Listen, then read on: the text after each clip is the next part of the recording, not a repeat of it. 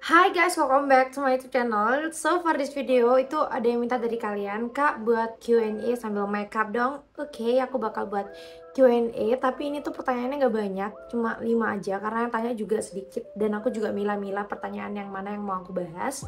Dan by the way aku pakaiannya santai aja ya. Tuh, karena aku juga mau makeup natural aja, makeup yang gak kemana-mana, tapi masih tetap cakep gitu sambil kita membacakan Q&A. Sambil kita membacakan question dari kalian yang sudah kalian ketik di Instagram aku. Aku bakal buka question yang pertama. Yang pertama itu ada yang bilang, Kak, umur BB TB berapa? Jadi umur aku berapa, berat badan aku berapa, tinggi badan aku berapa gitu ya. Jadi umur aku itu 22 tahun dan tahun ini itu 23 karena aku kelahiran tahun 2000. Kalau untuk berat badan aku di 60, kadang 60, kadang pokoknya kayak dari 56 ke 60 gitulah perkiraannya. Terus kalau untuk apa tadi? Umur BB. Oh, tinggi badan. Kalau tinggi badan aku itu di 171. Ya, tinggi badan aku itu adalah tinggi badan yang mana aku kalau mau cari celana itu susah. Kalau mau cari celana susah, terus ukuran sepatunya udah kayak ukuran sepatu laki. Ya mungkin kalian lihat aku di video itu nggak seberapa tinggi ya. Sebenarnya aku tinggi guys, aku 171. Yang mana kalau aku mau cari celana itu harus yang panjang celananya lebih dari 105 cm. Nah itu kalau nggak beli yang brand luar itu nggak bisa. Jadi biasanya aku belinya di Pull&Bear. Itu pun Pull&Bear tuh masih cingkrang gitu loh, kadang masih kependekan. Jadi biasanya di Stradivarius itu ada yang panjang gitu dan pinggangnya juga pas di aku. Karena aku tuh tinggi, pinggangku kecil, tapi pinggul sampai pantat itu gede gitu loh. Jadi gitulah keluh kesah aku dengan TB 171 dan BB aku yang di sekitar 60. Pertanyaan selanjutnya, tips biar finish look makeupnya selalu kelihatan fresh dan mengapa aku selalu kusam. Jadi tipsnya itu kalian di skin prepnya kalian tuh harus benar. Terus jangan pernah pakai makeup atau foundation atau concealer yang warna itu jauh dari warna kulit kalian. Jadi harus sesuaiin sama skin tone ya. Kayak skin toneku warm ya, berarti aku agak ke kuning gitu pilihnya. Jangan kalau misalnya undertone kalian tuh warm, kalian pilihnya tuh yang cool. Nah, itu bisa jadi keputihan terus yang bikin kusam gitu. Dan jangan juga pilih shade yang terlalu gelap. Itu juga bikin kusam. Tapi sebenarnya ya, kunci makeup kalian flawless, kunci makeup kalian itu kayak bagus atau apa itu dari skincare kalian sih. Itu menurut aku ya, menurut aku. Jadi kalau misalnya skincare kalian benar, itu pasti benar deh. Mungkin kamu makeup kelihatan kusam itu bisa dari pemilihan foundation kamu, pemilihan complexion kamu, atau enggak emang kulit kamu dasarnya udah kusam gitu. Jadinya tadi berarti solusinya adalah perbaiki skincare-nya dulu. Jangan buat kulit kalian tuh kusam. Jadi perbaiki kulit kalian yang kusam. Terus pilih complexion yang sesuai sama undertone kalian. Kalau kalian warm, cari yang warm. Kalau kalian cool, cari yang cool. Kalau kalian warm, cool, bawahnya tuh apa? Ya pokoknya itu sesuaiin aja sama kulit kalian. Jangan sampai keputihan, jangan sampai kegelapan juga. Pertanyaan selanjutnya, ceritain gimana awalnya bisa jadi content creator plus kasih tips buat yang baru mau mulai di dunia perkontenan ini. Mungkin ini ceritanya agak sedikit lucu ya. Jadi aku itu dulu sama sekali tidak mementingkan penampilanku gitu. Nah, semenjak aku dipegangin HP sama mamaku, terus aku dikasih kebebasan untuk aku nonton YouTube, nonton Instagram atau yang lainnya. Aku punya Instagram. Aku kenal lah sama salah satu konten yang namanya Tasya Farasya. Aku tuh dulu lihat Tasya Farasya, aku dulu tuh lihat Hanum Mega. Kalau kalian tahu Kak Hanum, aku tuh terinspirasi dari kamu, dari yang kamu masih kecil banget itu akunnya, sampai sekarang udah gede, udah punya usaha sendiri. Itu aku lihat Hanum Mega ya. Nah, aku tuh kayak belajar makeup gitu, awalnya kayak makeupku menor, masih kelihatan tua, yang nggak bisa apa-apa. Terus ya aku ngide aja kayak buat makeup transisi gitu, terus aku upload di Instagram. Itu tuh menuai pro kontra juga, bahkan ada yang ngehujat aku kayak jadi seleb, terus ada yang bilang Tasya Farahsya kalah nih kayak gitu, tapi dia kayak mengece gitu. Aku udah tahu sih, dan di situ aku kayak sempet menyerah, maksudnya kayaknya aku nggak bisa deh di dunia ini. Terus aku berhenti sebentar gitu, terus teman-teman aku yang di rumah tuh pada support, nggak apa-apa, namanya pemula juga pasti kayak gitu kok, nggak selalu awal-awal itu kita tuh bagus gitu loh, pasti adalah titik dimana kamu tuh ada di rendah, terus sekarang kamu tuh bisa tinggi gitu kan. Terus ya sudah, akhirnya aku tanpa mendengarkan omongan netizen, aku tetap konten. Walaupun makeup aku tuh kayak masih amburadul gitu. Nanti aku bakal cantumin deh di sini videonya. Ini aku ambil dari Instagram aku. Ya pokoknya transisinya kayak gini. Terus aku mengenal TikTok, aku lari ke TikTok karena aku lebih nyaman di TikTok daripada di Instagram dengan mulut jahatnya mereka. Tapi sekarang malah TikTok ya yang lebih jahat mulutnya. Cuma ya dulu itu aku larinya ke TikTok, aku berkembang di TikTok dengan aku lihat influencer lainnya, aku bisa belajar bla bla bla bla, sampai akhirnya aku bisa makeup se-flawless ini dan bisa nentuin gimana undertone aku. Terus aku juga sedikit demi sedikit menerima tawaran endorse. Yang pertama itu aku dapat dari Scarlett, yang mana itu booming banget ya dulu Scarlett. Jadi aku menerima tawaran endorse dia dan kayak alhamdulillah ada yang mau percaya sama aku, walaupun aku tuh followersnya masih di 3000. Terus aku kan sudah berlari di TikTok, terus ada Instagram Reels nih ceritanya. Terus aku buatlah kayak lip sync gitu di Instagram Reels bla bla bla bla bla. Rame tuh yang nonton kayak 1,2 juta berapa bla bla bla, rame. Akhirnya naiklah followers aku sampai sekarang yang ada di 24,7 ribu. Yang awalnya followers aku itu 3.000 yang aku bilang tadi kan.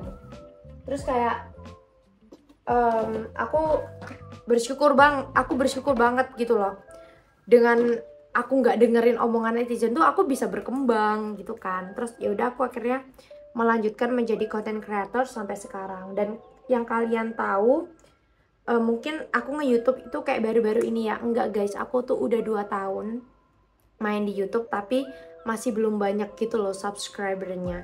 Terus akhirnya aku baru banget mulai lagi nge-YouTube itu detik-detik aku mau wisuda.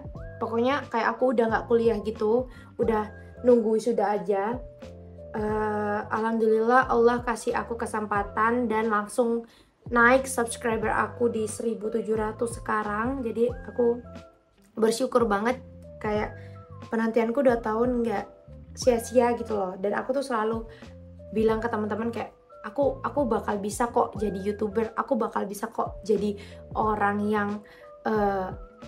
yang menginspirasi orang lewat video aku bakal bisa kok jadi orang yang menguntungkan bagi orang lain.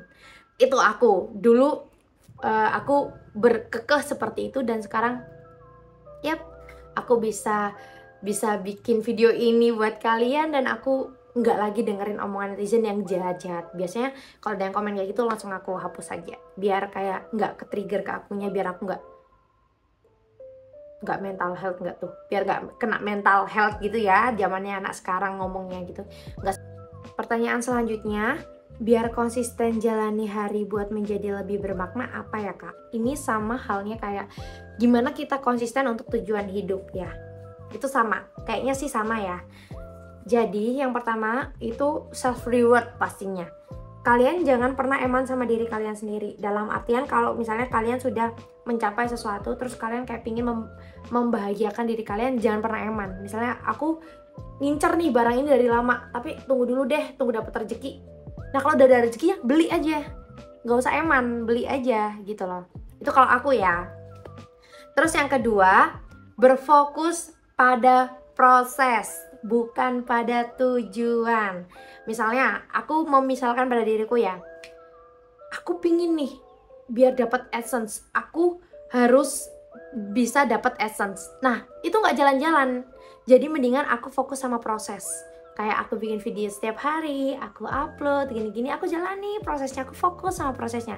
Nggak kerasa, nanti aku udah sampai tujuanku yang mana aku mendapatkan monetize.